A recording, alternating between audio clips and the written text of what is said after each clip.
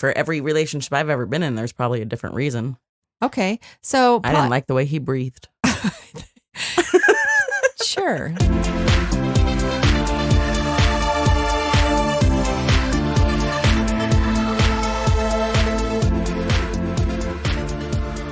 Coming up, the final episode of Season 2 on It's Not Human Sexuality.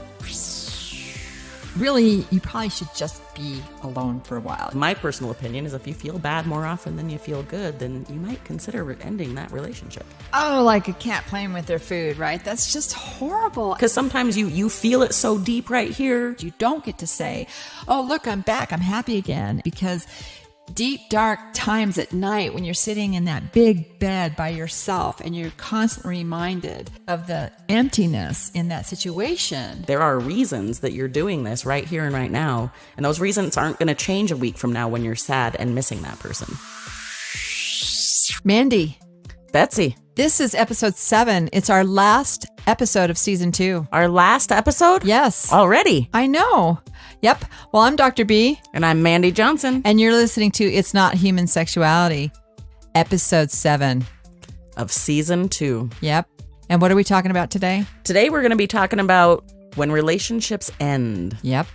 So we've got ways to break up with somebody. All the things that can happen when you are faced with divorce. Dun, dun, dun, dun. Yeah. All we're those going to talk about the stages of grief when you lose somebody. Yep.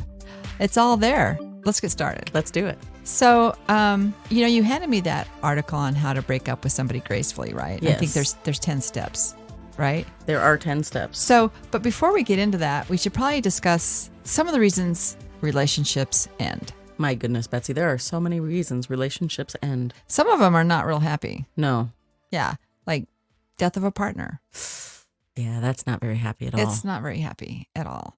But it happens. Absolutely. And we're not going to spend a lot of time on that because why are we not going to spend time on that? Well, there's a lot of other reasons that relationships end. And those would be? Well, I mean, I for every relationship I've ever been in, there's probably a different reason. Okay. So I didn't like the way he breathed. Sure. Like, they walk in the room, it makes you mad. That's a good reason. Sure. Yeah. It is. Relationships ends for a lot of reasons. Maybe you are incompatible with how you handle money. Maybe you're incompatible because somebody wants children and somebody doesn't. Maybe you like to spend your time different ways. Yeah. Yeah. Like you like to do nothing and they like to do everything, you know? So it's like the movie Ice Age. You're no fun. She's a lot of fun. She completes you. Kind of like that, Yeah. And for some of those relationships, that really works because, it brings balance. But for some of it, it gets tiresome because it's just always one hand clapping. So those are some of the reasons that relationships end. How should you end a relationship gracefully? Gracefully is a darn good question. And this article that I sent you called How to Break Up Gracefully by Mark Manson on markmanson.net goes through 10 different steps of how to break up with somebody gracefully. Yeah. But we need to spend a little time first explaining how do you know when it's time to end a relationship, right? Yeah. Because it's a big step. It is a big step. And one of the things I tell my students, because I get a lot of students coming to me talking about their relationship problems and should I break up with them? Should I stay? What should I do? And one of the biggest things that and again, this is just my opinion. I'm just who I am. So don't take my word as any kind of gospel. But to me, when I'm given these suggestions, I think, okay, how often are you happy versus how often are you unhappy? Yeah. Because of the relationship, do you leave when you guys hang out together? Do you leave happy and feeling good about it and wishing you didn't have to leave? Or do you leave feeling worse about yourself and not good and maybe wishing you could have gotten out there sooner? How often do you feel good because of the relationship versus how often do you feel bad? And of my personal opinion is if you feel bad more often than you feel good, then you might consider ending that relationship. Right. And it's almost, I hate to say it, but you could make a pro-con list, right? The Absolutely. pros, the cons. I think someone told me once, I was happy when he left the room and I wasn't when he walked in. Yeah. It's like, well, there might be some flags going off there and maybe you should think about leaving. But for some people, and I think people maybe in general, leaving is difficult. Leaving is very hard, especially the longer you've been together. Right. And I think that this person who wrote these 10 points on how to leave a relationship gracefully, the person that you mentioned earlier, Mark Manson? Yeah. I think he nails it. Like he gets it. Maybe he's left a few relationships and he's perfected it, because I really felt that these resonated with me on how to do this gracefully. So I'd kind of like to talk about the first two. Yeah, go ahead. All right. So the first one, 10 rules for breaking up gracefully. This is number 1. Always do it in person. And if possible, don't do it in public. I like that. Well, yeah. Nobody wants their laundry hanging out, right? Plus, you don't know how this person's going to react, right? Yeah. They might go off the rails, and that would be really hard to contain in a public environment. So I definitely know some people that say that's why I want to do it in public, is so they won't go off the rails. Right. But, But isn't it going to be embarrassing for both of you if they still do? Yeah. And I got to tell you, I think there are people that, even if they're in public, will go off the rails. Oh, yeah, absolutely. So I don't think doing it in public is a sure thing that they're going to behave. No. Especially if they feel blindsided, right? Yeah. And we should talk about that, being blindsided. Yeah, we should. We'll put a pin in that. Talk Okay. about it in a minute. The second one, never make a scene and keep your craziness to a minimum, right? Absolutely. Huh. Keep your crazy. I think that's a good rule for life. Keep your craziness to a minimum. Sort of contain it, right? For some people, that might be self-explanatory, but for those of you who it isn't, it's like, don't drop to the floor and throw a tantrum like a 3-year-old. Don't throw things. Don't yell profanities. I mean, try to be reasonable and adult and rational about it, right? Yeah, use good communication skills instead of crazy communication Your inside skills. voice, Mandy. Your inside voice. Okay. Don't have an inside voice, Betsy. Well, you can practice. Anyway. Rule number 3 is going to be, don't try to make the other person feel better. And this is one that I really like, because he goes on to explain that now that you've broken up, and even before you broke up, their feelings are no longer your responsibility. It's not on you how they feel. You need to do what's right for you. And if what's right for you is breaking up, then bummer for them, really. Well, but not your responsibility to deal with. It's not, but I mean, think about it. Just on the face value of the fact that you're breaking up with them clearly states that their feelings are not your responsibility. Yeah. Because if their feelings were your responsibility You'd and stay. you knew that breaking up with them was going to hurt their feelings, you wouldn't break up with them. Absolutely. Right. So that's But I think a lot of people get stuck in that trap of trying to make somebody feel better, or it's not you, it's me, and all the same excuses you try to do to make that person not feel bad. But honesty is always the best policy. Yeah. I think I've actually said, no, it's you. It's not me. Well, at least you were honest. Step number 4 says, after the breakup, respectfully cut all contact for a short period of time. Cut the ties. Just cut the ties. If what you're wanting to do is get this person out of your life, then get them out of your life. And if you want to be friends at some point, you can revisit that later, but let the ties be cut so that nobody has any lingering hopes that this is going to be a get back together. Oh, like a cat playing with their food, right? Yeah. That's just horrible. And I think, I don't understand people who do this. Well, we can still be friends. Yeah, no, we can't. Like, not right now. No. Because especially rarely do people go into a breakup and say, are you digging it? And the other person says no, and the other person says, no, I'm not digging it either. And then you just sort of mutually agree to, what is it, uncouple, right? So you mutually agree to uncouple, and everybody's all happy, and you sing a song, and it's all cool. It's typically not like that. No, it's that's like pretty rare. Pretty rare. So why are you going to be friends with somebody that you don't want to date? Right. I mean, again, maybe later in life, maybe you have a lot of history together or something, but right after the breakup is not the time to try to stay in contact and stay in touch. No, because it muddies the water and you just are not going to be able to think correctly. All right. So what's step number 5, Betsy? 5, talk to somebody about it, right? Yeah. You probably already have, right? You've probably talked to all your friends. They're sick of it. Like, do it already. You've probably have talked to, the person at the toll booth, your coworkers, maybe even called your parents or, an adult figure that you had growing up. Like, what should I do? What should I do? Because maybe you're looking for validation. Maybe you need, that rah people in your corner, like, do it, just do it, So they talk to somebody about it. And I think that's pretty solid, right? I do too, yeah.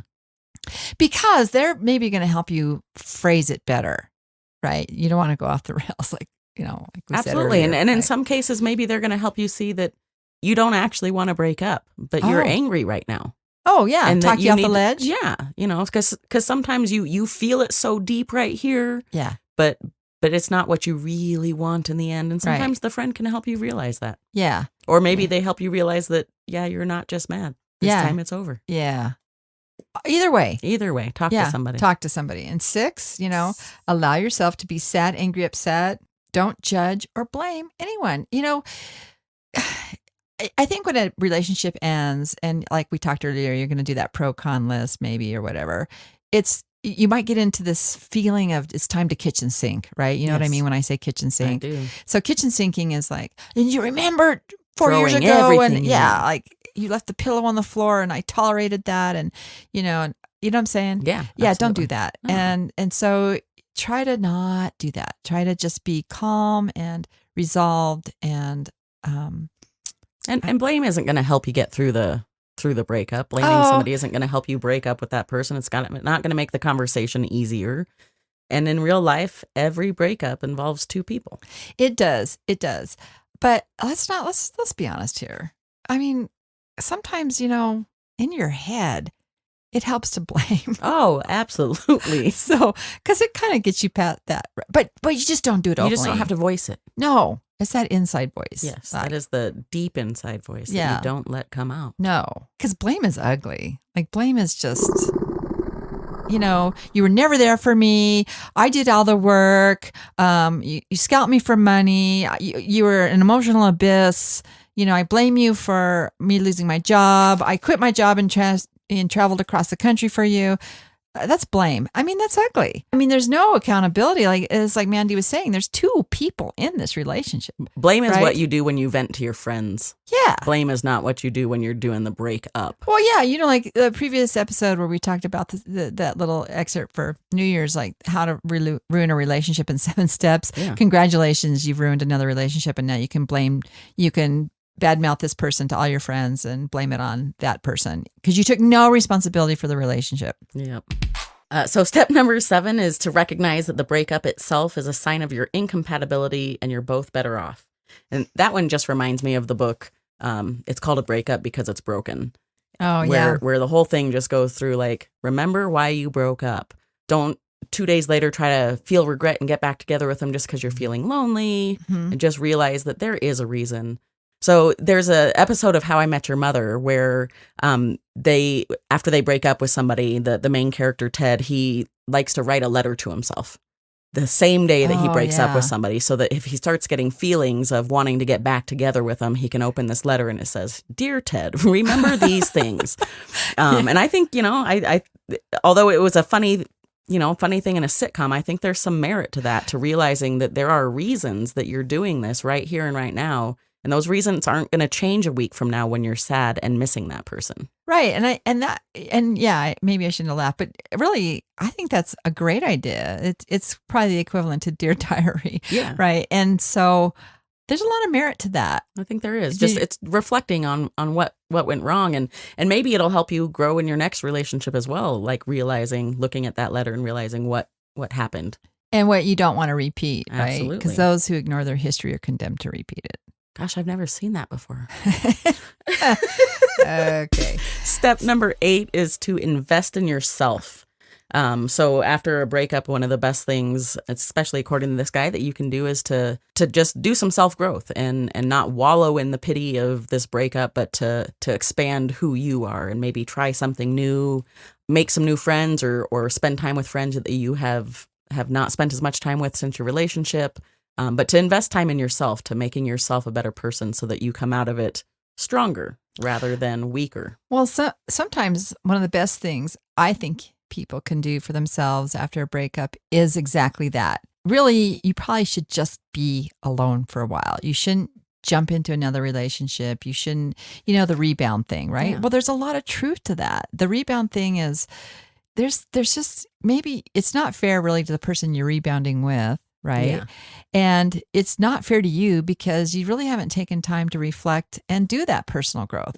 And if that means, being alone for a while, then do it. There's a lot of these articles, it's a new year, right? We turned the corner. And there's these blogs out there. I think one I just read was, I spent a year single and this was the outcome and how they enjoyed it. And it was perfectly okay. And, they self-focused and, moved their life forward and took risks that they wouldn't have taken or tried new things that they wouldn't have. And so it was to them very beneficial and they didn't feel the need to couple up or be in a relationship. And I thought that was pretty healthy. Yeah, it's amazing what you can learn about yourself if you're not always with somebody else. Right. So moving on to number 9, we're looking at only start dating again when you legitimately are excited to do that. What? But what if I peer pressure you and say, Betsy, why aren't you dating anymore? You should start dating. It's been enough time. Get out there. Yeah. Put yourself out there, Betsy. Just do it. Stop talking. So, and I'm that person. I believe it or not, I know you don't think this maybe about me, which is totally cool, but I would be that person that would appease you. I'd be like, fine, whatever. Like, oh, we have the perfect person for you. And I'm like, probably not, but okay, whatever. And I would go along because for me, it would just be easier than just keep telling people, I'm good, I'm fine, it's okay. I don't mind not having a date on Valentine's Day. You know what I mean? Yeah. And so I would go along and then that would not be healthy. No, wouldn't be healthy for you or the person that you were trying to date. Okay. Remember when you said, end that relationship with your ex, don't be friends, right? Right. Well, number 10 says, now, if you've had some time, you've cleared your head, you've got your footing, you're feeling balanced, now might be an okay time to, forge a friendship with your ex. Try to be friends. The problem with that, though, is it'd be pretty easy to slip back into a booty call. Yes, it right? would. And then that complicates everything, right? Especially if that other person really still wants to be in that relationship. So even though he talks about 10 being, the trying to be friends with your ex again, I would think I would tread lightly there. Well, and he does specify only after you don't want to date them anymore. But as you brought up, you might not want to date them anymore, but that doesn't guarantee that they don't want to still date you. Right. And so there you have those mixed messages, and that's not okay. That's kind of cruel. And I'm kind of wondering, how do you know you don't want to date them again?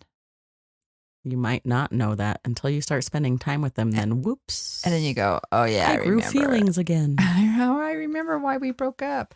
Right. Yeah. So then you have to go back to that letter, dear Ted, remembering all these things. Yes. So that's an interesting place to start with how to end a relationship gracefully. Well, but I think it all comes down to being respectful, and realizing that the person you're breaking up with was somebody meaningful to you at one point, and treating them like a human being, given consideration and again respect, so that no matter how you're handling it, it's done in a way that's not the most hurtful thing you can do.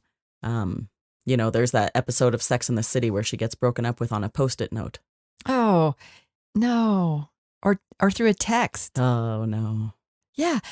I had students say, well, I don't see a problem with breaking up with my significant other through text. That's how we did all of our communicating anyway. Okay. There's that. But the point is that I would say, really? You don't think that's insulting? Well, not really. I go, oh, how would you like it if your boss fired you through text? Yeah. Well, and then they kind of look up. Well, that's not the same. Well, kind of is, right? Because that just tells me you don't have the decency or the respect or the courtesy or the courage to face the music about something that is not pleasant. Yeah. And that to me is a sign of immaturity. Oh, absolutely. I think breakups should be, if not face to face, then at least mouth to ear. Phone call. Phone call at the very least. At the very least. Absolutely. Yeah. But let's talk about when it's not just breaking up, like it is like when a relationship ends, that is breaking up. And we talked about these 10 steps. But if there's more involved, if you're legally married or you have a domestic partnership or something that is legal, Yeah. right? That requires the law to get involved. So Absolutely. you need that legal document called divorce, right? A lot of people go through the stages of emotional processing similar to death and dying. Absolutely. Same 5 stages of grief when you lose somebody to divorce. Yep. And those are? Well, the first one's going to be denial. Yep. And then we've got anger, bargaining, depression, and finally acceptance. Right. And I think what's important to understand is that going through these steps don't always go in order, and they don't always go to completion. And they might cycle back. And they might cycle back, and you might just get stuck in one area. Absolutely. And that is tragic, right? But I see a lot of people that really get stuck in the anger and resentment. Oh, yeah. right? It's an easy place to get stuck. Sure. The denial thing is, oh man, this can't be happening. This just can't be happening, right? Yeah. And then the anger and resentment is, I don't deserve this. Like, I don't deserve this. Why are Right? you such a jerk? Why are you such a jerk? I was there for you the whole time, and now suddenly now you want to leave this marriage. You want to get a divorce. Like, so there's the anger and the resentment, and then bargaining. Well, I'll tell you what. Let's go to counseling. I'll do whatever. change. I'll I can change. I can change. change. What do I have to do to keep you around? You know. And sometimes that bargaining is, in your own bedroom when you're alone, saying it to the universe, like, Right. just anything. I'll do anything. I'll do anything to make this go away. Yes. To make this not happen. You know. And then the depression is, I am really sad. Like I'm sad that this is happening. I'm depressed about it. I don't know how I'm going to move forward. I don't want to move forward. I'm really sad. Some people, I think a lot of people get stuck here too. the sadness. Mm-hmm. Yeah. And it can lead to being despondent, right? Which Absolutely. can lead to other really horrible things. Depression's not a good place to get stuck, for sure. For sure. And maybe that's why the last step, the acceptance is, you know what? This happened. It went away. I didn't want my marriage to go away. It went away. And acceptance doesn't mean you're happy about it. It doesn't mean you're dancing a jig. You might still be a little sad, but you've at least accepted it in a way that you might be able to move on now, and you don't have to be stuck with those emotions. You can move on from said Right. emotions. Right. And I just realized, though, in talking about this, we were sort of talking about the person who maybe didn't want the divorce. We were talking about their viewpoint, Mm-hmm. right? But if we flip that around and let's say, when we think about the viewpoint of somebody who asks for the divorce, I think they go through these same stages. Exactly. Right. But I think that maybe some of these stages might be gone through for some people before they even say the words to their spouse or to their significant other. Right. Before they even bring it up. Before they say, hey, I want to get a divorce. I want to break up this 15-year cohabitating relationship. Before they do any of that, they've already gone through their denial and their anger and their bargaining. and their bargaining and trying to make it work or whatever. And by the time they get to the point of saying it, they're already at acceptance sometimes. Sure. A really good point. And I think in looking at that, then they can still be sad about it. Absolutely. But I think it's perfectly okay if they feel relief as well, Mm-hmm. right? Because sometimes the most stressful part about making a life-changing decision that's going to disrupt somebody else's lives, it may even disrupt children's lives, is relief. Yeah. Because you've just said it out loud. Like you've just finally put it all into perspective, put yourself first and did it. And I would even go as far as to say is that relief might be part of these stages for some people, even if they were blindsided, even if they weren't expecting it, and even if it was done to them rather than them being the ones that made that decision. I still think that sometimes there can be relief, and I think then people feel guilty about that. They're already feeling sad and overwhelmed with a breakup, but then they realize, oh, I kind of feel okay about this. I feel a little bit relieved that the toxicity I was in was over or whatever. And then they start feeling guilty on top of these other feelings they're feeling because they don't want to feel good or relieved about that. And I think that's a really good point. And also, I think it's important that we remember that even though a relationship ends in divorce, it may not have been all bad. Well, and I think that's true with any kind of breakup, that they're just because it ends doesn't mean it was all bad. Right. It just means it wasn't good for you anymore. It wasn't good for you anymore. It wasn't healthy. And I think the interesting thing now is that divorce is on the decline. It is. Yeah. We used to say 50% of marriages end in divorce. That's a pretty old statistic. I think it's at 32% or, I don't know. It dropped 18%. That's what I know. So wherever it was at, let's say it was at 50%, it's now 32. So it dropped 18%. And some studies say, well, we have millennials to thank for that, right? Because they're either not getting into that legal document we call marriage, or they're delaying it, which we discussed in our previous episode, that the older you are typically when you get married, the less likely that this divorce will happen for you because you're settled. You've right? done your growing and you're maturing and you're sure. Yeah. I mean, if I got married at 19 to my high school boyfriend, I feel fairly sure we would not be married. I can't say that for a fact, but I wouldn't be the person I am now. And if I were, we wouldn't be married. And not that he was a bad guy; he's a great guy, right? But it's just I was 19. Yeah. You don't really know a lot. Very different person than I was at 19. And unless you grow together in all of that time, it's very likely you're going to grow apart. Right. So I think when we look at the divorce rate coming down, part of that is due to waiting. Yeah. And I think, and some studies have sort of implied, that marriage equality has been a big player in this, that some of the states, before we had marriage equality, we had some states allowing same-sex marriages, right? Mm-hmm. Before it was a federal mandate. And those states actually saw a decline in divorce. Yeah. So think about that, because people didn't feel the pressure to hide anymore, right? We had a more open, understanding, maybe embracing society. Now, don't get me wrong. I think we have a long ways to go before we've reached nirvana, because I think we're still pretty heterosexually biased. Absolutely. But thank goodness this was a big step. It was a big step, and we're hopefully moving in the right. People are now on board with it. And I think that may be one of the reasons why the divorce rate is coming down. But it's still there, and it's still a possibility, and it's still legal, and you don't have to stay in an unhealthy marriage because you have to make up some stupid reason as to why you're getting divorced, like they did, in my parents' age, right? Somebody had to be the bad guy, and somebody, there had to be something horrible happen instead of just saying, well, we're just done. We're just done.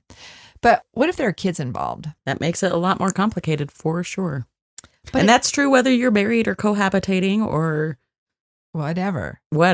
I mean, when there's kids involved, it changes everything about the breakup. It does. And I've had, people used to say, especially my generation, that divorce ruins kids. And I'm like, no. How the divorce is handled can really damage the kids. Can have a real big effect. Absolutely. Right. But I think for people to say, well, I stayed in the marriage for the sake of the children is a really bad message that we send to our kids, saying, this is normalcy. This is okay. This is what you should strive for. I don't think that's healthy. And I don't think we shouldn't be role modeling unhealthy relationships for our kids. That's not what we want them to have. Perfect role modeling a bad, unhealthy relationship for our kids. So staying in the marriage for the kids is really just not a good idea.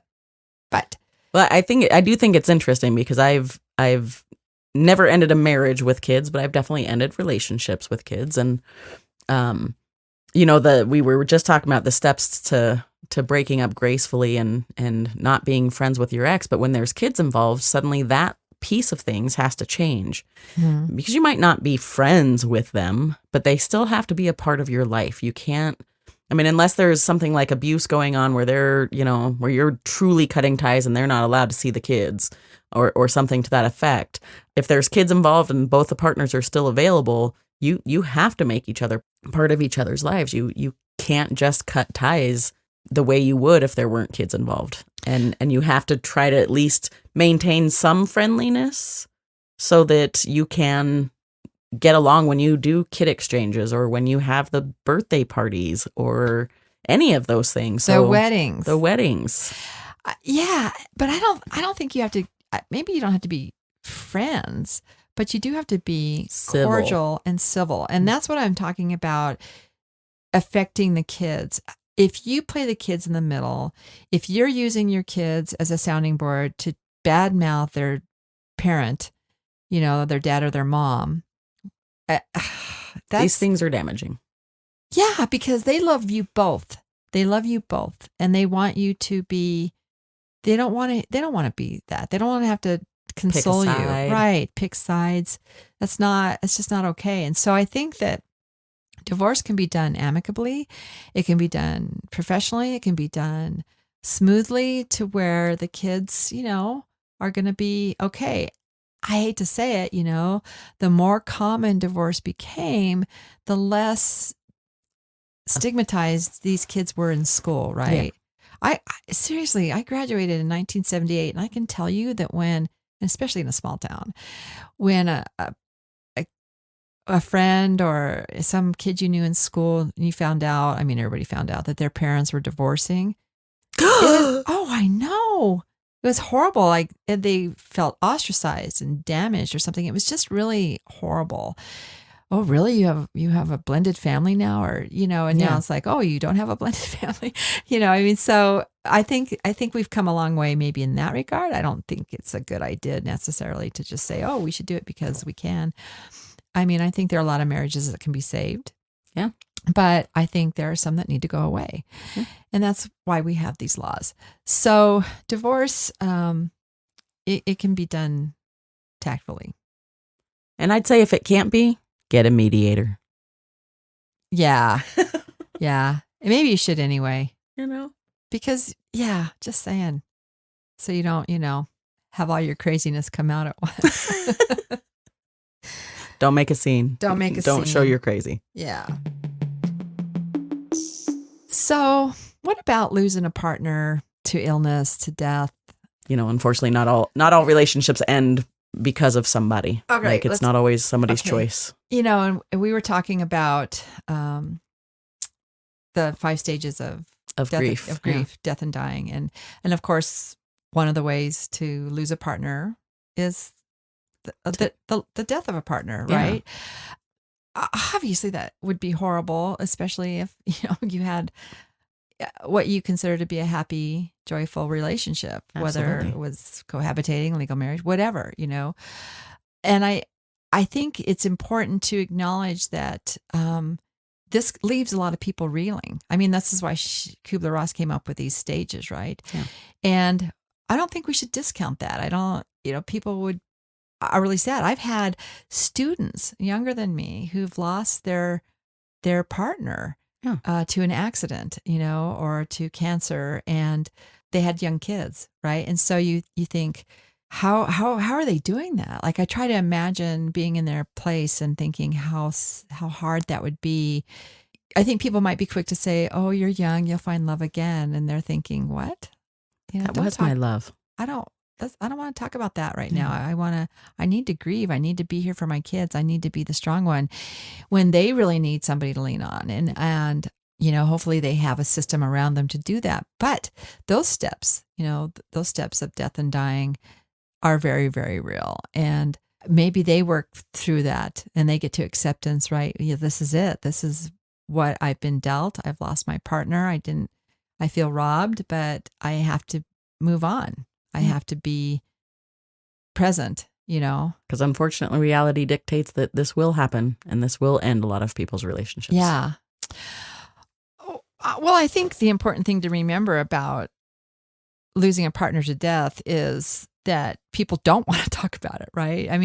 They want to pretend that it didn't happen. They want to wave this magic wand and take away your pain, and they want you to be happy again, right? And they want that person back that they knew before this accident, before whatever happened, whether it was cancer or it was suicide or it was a car accident.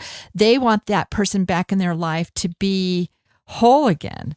Like, for instance, kids who lose a parent, right? They just want their mom back. They want their mom back or their dad back. They want normalcy. And it's not, you don't get to wave this magic wand. You don't get to say, oh, look, I'm back. I'm happy again. And life is good, because deep, dark times at night when you're sitting in that big bed by yourself and you're constantly reminded of the emptiness in that situation, you're not the same. You are forever changed.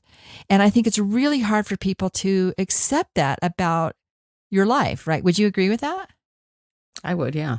Yeah. So I think when we want to not talk about it. And I think people think, oh, Elizabeth Kubler-Ross is so long ago, but it isn't. It is solid. I mean, her work was solid and it's spot on. And we need to acknowledge that and have that, use that as a guide, right? To help us process, to get past what we're doing, this life-changing decision we've made. In this episode, talking about it acknowledges that some relationships go away not by choice, right? But by circumstance. And we don't get to control that. So Betsy, tell me about, are there good things about breaking up or losing a partner or ending a relationship? Yeah, I think there are some very positive things. I mean, we talked about the stages of grief and management, and I think, if you're doing this, you should visit those and work on each one, read them, take them in, and work through them. And if you need help doing that, there are a lot of good counselors out there. But I think it's also important to remember that if you are the one that is leaving a relationship, it's okay too, because there's nothing better than living an authentic life, right? Living your truth. Living your truth. I wouldn't want to be with somebody who was not living an authentic life. I wouldn't. It would be like be living with a person who had no emotion. They'd be flat all the time. Yeah. And I would be walking around wondering why they're not happy and trying to make them happy. And so I think the upside is living that authentic life, working through it, being honest with yourself, with your partner, and moving on. Yeah. I think for me, the ending of a relationship for a lot of people, I think, means growing. It means personal growth. It means reflecting on who you are and maybe what your role in that relationship was and how it ended, and trying to be better than that so that next time you go into a relationship, you will have grown and learned from the experience. And like you said, people who don't look at their history are doomed to repeat it. So reflecting and growing from what you learned, I think, is one of the best upsides of a breakup, even if it wasn't something you chose, regardless of how you ended that relationship. If it wasn't something that you wanted, there can still be benefits. There can still be upsides to it. Of course, because hindsight is 20/20, right? Yeah. And I think sometimes we might think that this is not what we wanted. We didn't want this breakup. But then in hindsight, we actually might thank that person for doing that, because it has set you free to live that authentic opened life. up to all the other possibilities. Yeah. Absolutely.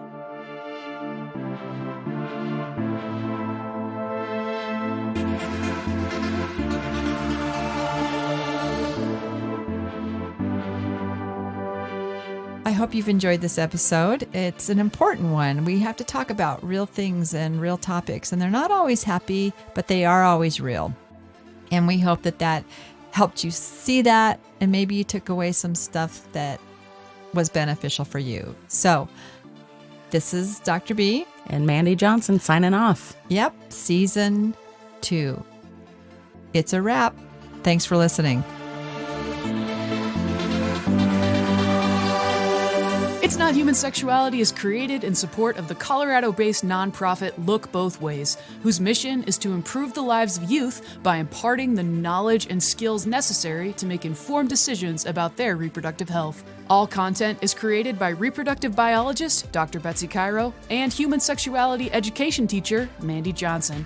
We record at Redstone Sound in Loveland, Colorado with Chief Engineer Jeff Ratterman. I'm Hannah Copeland, this podcast's producer.